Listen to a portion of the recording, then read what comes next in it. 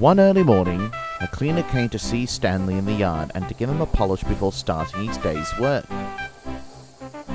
The firelighter came as well to start Stanley's fire. The cleaner hopped down from Stanley's boiler and went to his cab to clean his gauges. Then he had a thought. The fire was lit and Stanley made nice lots of steam. He had enough steam pressure, so the cleaner climbed towards his cab, pulled the regulator, and Stanley started to move.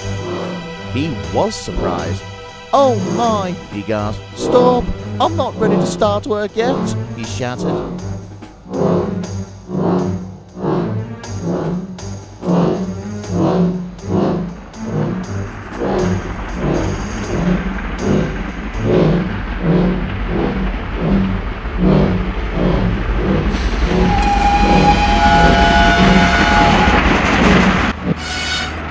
Luckily, the cleaner fastened the brake as 48102 rocketed past on a test run. Stanley's crew arrived, and they were not pleased by the cleaner's antics. "We will report this to the Fat Controller," they said. Later that day, Stanley was still cross. "That daft cleaner shows he has no respect to an engine. Why can't my driver clean me instead?" he grumbled. Thomas laughed. "I understand your concern, Stanley, but I wouldn't give full-on hate if I were you when it comes to cleaners. I remember years ago that I had a long feud with one after my incident with the station master's house. Until one day, and this was the story Thomas told Stanley about. When Thomas returned home following his incident, he met up with Daisy at the junction.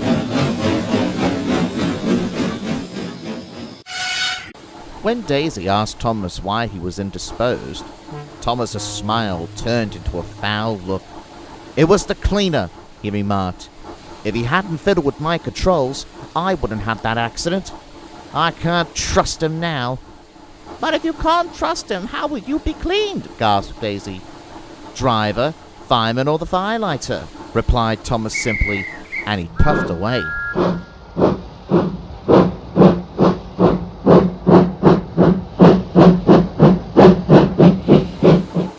One morning, as Thomas was getting his fire started by the firelighter, he saw the cleaner coming towards him. Thomas had little steam, so instead he said, "Don't come near me." The cleaner looked very confused. "Eh? Don't come near me at all. I don't want to have any more crashes from you." So instead, the cleaner polishes Toby and Percy.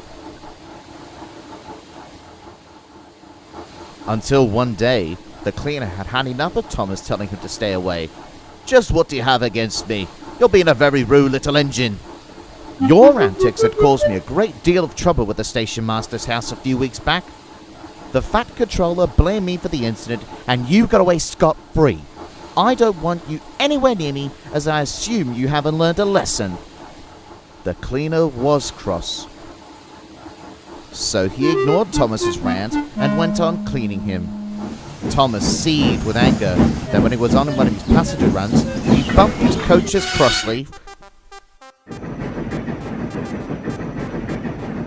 went at fast pace along his branch line while his crew tried hard to control him, and when Bertie the bus offers him a race, Thomas just blew steam at him.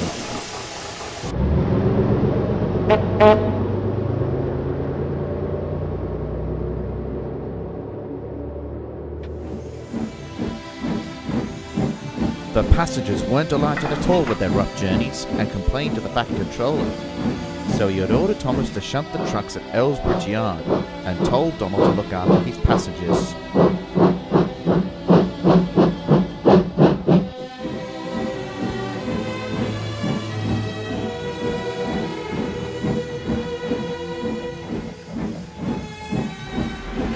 Thomas had shunted the truck so hard that it caused the troublesome trucks to be their usual selves, and had caused much delays on the Fat Controller's railway.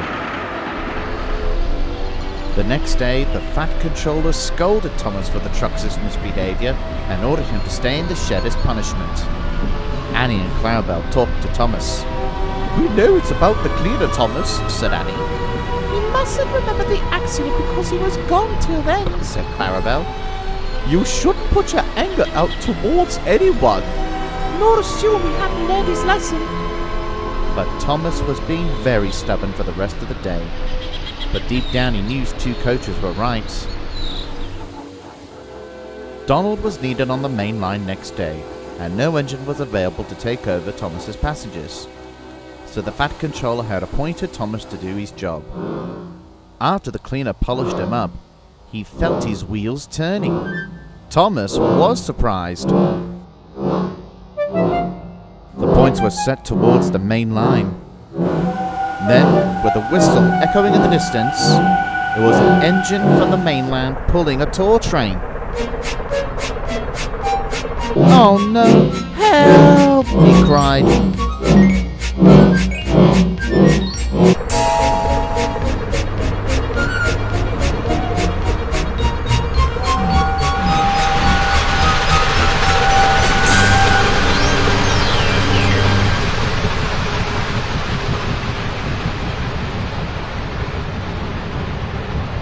Luckily, he was safe. Daisy arrived from the top station, and she shunted Thomas into a siding.